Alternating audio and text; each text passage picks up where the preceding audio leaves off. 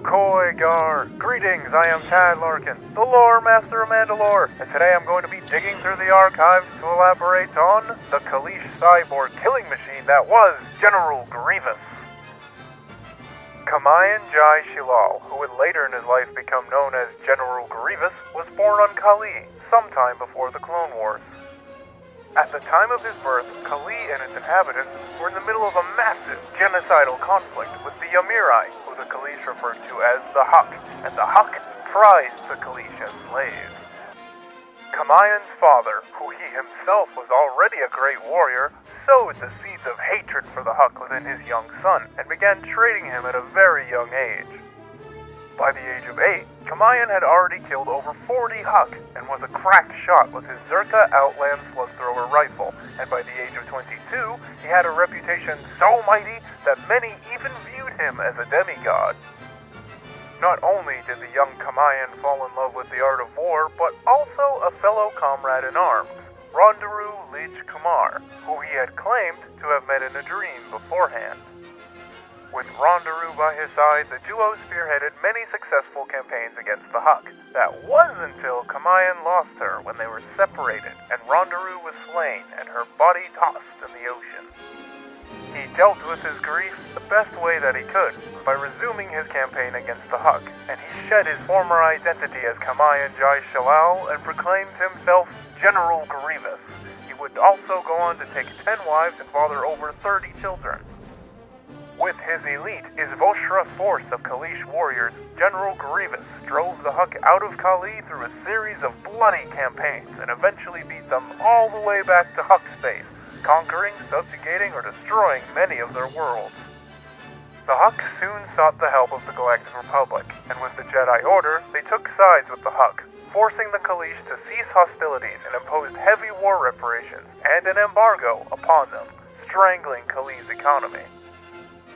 Grievous was approached by San Hill, chairman of the Intergalactic Banking Clan, and he was offered a position as a collections agent, and in return, the IBC would liquidate Kalee's debt and help ease the embargo. He agreed, but soon grew tired of commanding mindless droids against corrupt companies defaulting on their loans, and returned to Kalee, with the intentions of wiping out the Huk for good. However, San Hill wasn't amused, and with the help of Count Dooku, sabotaged his shuttle, which left Grievous hideously maimed. Dooku planted evidence suggesting that the Jedi were responsible, and San Hill offered Grievous once more his old position. This time he would be a general in the newly forming Confederacy of Independent Systems, rebuilt with the best Geonosian cybernetics money could buy, and in return, the IBC would relieve Kalee of its famine wrought by the Republic embargo. He had little choice but to agree, if he wanted to save his beloved Kalee, of course, and soon underwent the process of cybernetic augmentation, all while his vital organs were being kept alive with a blood transfusion from the frozen body of Jedi Master Sifo Dyas. Grievous's organs were placed in a vacuum-sealed synthetic skin sac located within a duranium ribcage, while his eyes and brain were installed in a skull, which resembled the Mamu skull that Grievous commonly wore into battle, and of course, his brain was modified with implants to vastly improve his agility with his new body. The new Supreme Commander of the droid armies did not take too kindly to his new title, or his new body, and upon receiving a gift from Count Dooku, his first lightsaber, which once belonged to Sifo Dyas, Grievous destroyed several of his Magna Guards in an act of defiance, and rather than being angry, Dooku was rather impressed. Through Count Dooku, Grievous began learning all 7 of the classic lightsaber fighting styles, and by the outbreak of the Clone Wars, 22 years before the Battle of Yavin, he had even learned some of the unorthodox styles, such as Juyo and Makashi. Control my central line. General Grievous was present at the Battle of Geonosis. However, he was kept away from the front lines and the CIS Forward Command Center, as Dooku determined he was not yet ready to be revealed to the Republic, and was instead kept back to guard the retreating Separatist Council. Despite Grievous's excellent lightsaber skills and strategic prowess, he was held back from any major fighting for the first 4 months of the war, sitting back while the Chiss General Severance Tan commanded the Confederacy's opening moves of the conflict.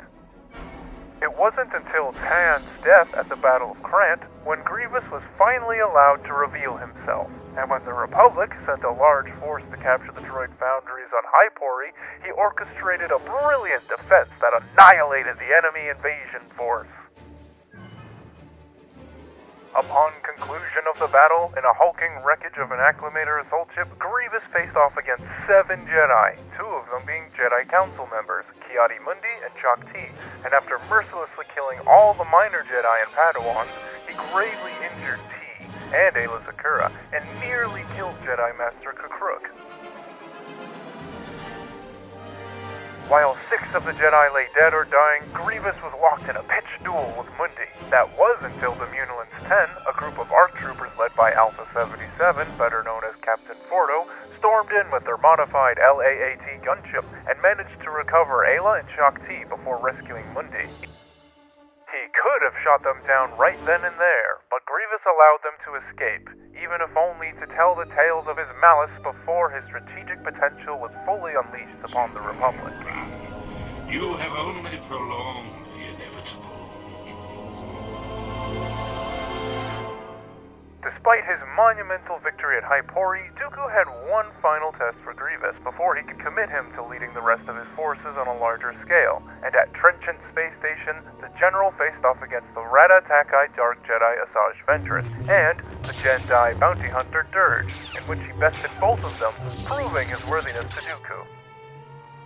The subsequent months saw Grievous winning victories at Banvar Station, Perrine 4, and Togoria. However, he was by no means undefeated, as Jedi Master Luminara Unduli managed to defend the Outer Rim world of Nydim from him. A year and 11 months into the Clone Wars, General Grievous launched one of the most massive CIS offensives yet, Operation Dirge's Lance, in which the entire CIS 3rd Fleet blazed a trail of destruction up the Corellian trade spine and into the core world, capturing Duro, Humbrain, Caecilius, and several other systems. Only Alderaan defended itself successfully from Grievous's onslaught. For months, Confederate forces wreaked havoc in the core, and it wasn't until 2 years and 6 months after the Battle of Geonosis that the Republic finally pushed back, deploying new warships, equipment, and waves of new clone troopers. The offensive was dubbed the Outer Rim Sieges, as it had successfully pushed Grievous's forces back to the Outer Rim, and it was then that Grievous began the practice of taking 2 star systems for every one lost to the Republic, essentially creating a stalemate and keeping the CIS alive for that much longer. He was present at Boz Pity, where the Republic made a surprising yet daring attack on the buildup of Confederate forces concentrated there, due to the presence of himself, Dooku, and Asajj Ventress. Though the CIS was forced to pull out of Boz Pity, Grievous slew many clone troopers and Jedi, including Jedi Master Adi Gallia, and his onslaught would have continued if it were not for Mace Windu, who was one in an extremely short list of Jedi that ever bested him. His pride bruised more than his body, Grievous was recovered from Boz Pity by his Magna Guards, and he went on to lead Separatist forces at the battles of Dagobah and Balderone. With the Republic's forces stretched thin across the galaxy, Grievous was instructed by Darth Sidious to launch his most daring offensive yet. Yes, Lord Sidious. The unsuspecting fools know not what awaits. In 19 BBY, 3 years after Geonosis, using a secret hyperspace lane whose coordinates were provided by Sidious, General Grievous launched a massive assault on the Republic capital of Coruscant. Hundreds of CIS warships poured out of hyperspace and battered the beleaguered Republic defense fleet, while ground forces were deployed, in a seemingly feigned attempt to secure the capital. However, the entire battle was a ruse, as Grievous himself broke into 500 Republica for his real target, Chancellor Palpatine. Shaak-Ti, Roran Karab, and Fal Mudana guarded the Chancellor fiercely, but after a chase through the Coruscant skyline and a maglev train station, Grievous ambushed the trio in the Chancellor's bunker after everything seemed safe.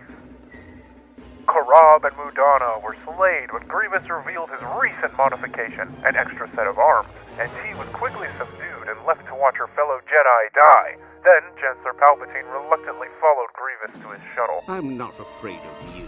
You wouldn't dare harm the Supreme Chancellor of the Republic. Whatever would your masters say? You are lucky they want you alive. Just before boarding the shuttle, Mace Windu fell from a disabled LAAT gunship, and with no time to engage him in a duel, Windu quickly reacted, using the Force to crush Grievous's ribcage, but he still managed to escape with Palpatine.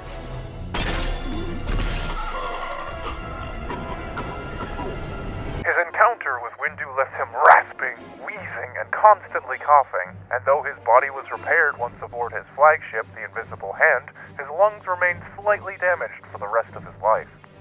Upon the arrival of the Open Circle fleet, fresh from their victory on Nelvon and Tyth, Jedi Knight Anakin Skywalker and Jedi Master Obi-Wan Kenobi made a run on the Invisible Hand in an attempt to rescue Palpatine, while their forces reinforced the rest of the Republic's fleet. Skywalker and Kenobi were soon detained after they defeated Count Dooku on Invisible Hand's observation deck, and after a scuffle on the ship's bridge, Grievous made a tactical retreat to an escape pod as the Invisible Hand plummeted toward Coruscant's surface as a result of a broadside with the Republic Star Destroyer Galara. Time to abandon ship. With his mission failed and the battle lost, Grievous left for Utapau to regroup and recuperate. However, clone intelligence units led by Jang and Comerc Scarada became aware of his presence on the Outer Rim world and relayed the info back to Coruscant. In the middle of a meeting with the Separatist Council, Obi-Wan Kenobi ambushed Grievous, while Commander Cody, the 212th Attack Battalion, and the 3rd Systems Army waged an all-out assault on Utapau's defenses. Grievous's duel with Kenobi lasted several hours and extended much into Utapau's underground sublevels, but, unfortunately for Grievous, no doubt his agility and speed being affected by his injuries at Mace Windu's hands was bested by Kenobi when a blaster shot to his exposed organs caused him to combust from the inside. Though this was the end for Grievous, it was not so for his droid body, for, after the new order was declared, his body was recovered, and cyberneticist Nikolai Kinsworthy rebuilt his body into the NK Necrosis Assassin droid for service in the Galactic Empire. The NK project was short-lived, however, as it was destroyed in the Myrdrill Caverns on Kashyyyk by a group of spacers who sold Grievous's iconic face mask on the black market, where it eventually found its way into Grand Admiral Thrawn's art collection.